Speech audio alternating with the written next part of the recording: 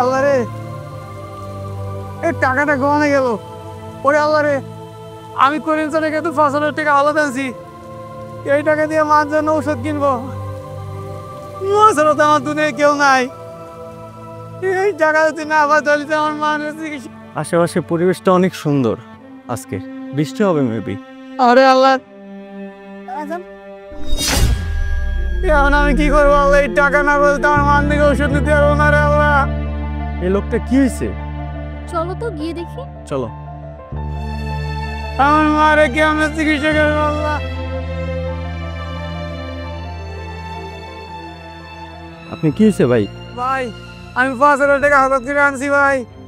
এরপরে আমি রিক্সা চালাই, এনে একটা প্যাসেঞ্জার নামে দিয়েছি। এরপরে আমার টাকা ওই টাকা দিয়ে ভাই আমি মাছ ধরে ওষুধ কিনে নিয়ে অসুস্থ ঘর রয়েছে ভাই। কি কোন ভাই, এই জায়গায় টাকা রয়েছে? আর ভাই একটু মনে করে দেখেন ভাই, বাসায় বুসায় টাকা রাখাইছেন নাকি? এই জায়গায় আরো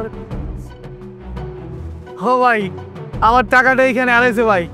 আমি তো যাত্রী নিয়ে আসছিলাম, এরপরে নামাই দিয়ে আমি গেছি কেটেছে। এরপরে তার আমার টাকা খুঁজে পাচ্ছি না ভাই।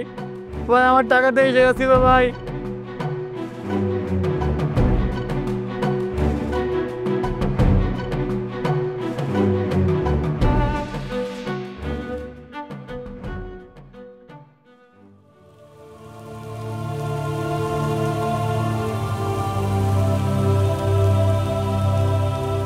তুমি আমার কোন বড়ি কিনেছে বেলায় নাকি কেমন ওষুধ নিয়ে এলাম?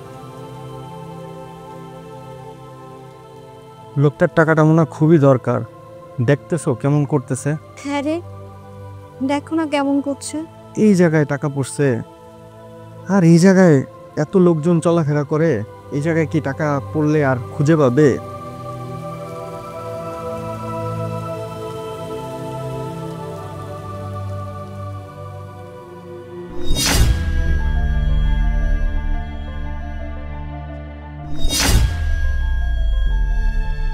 ভাই ভাই, ও ভাই, এই আপনার টাকাটা পড়ে আসছে ভাই। কি কইতেছেন ভাই?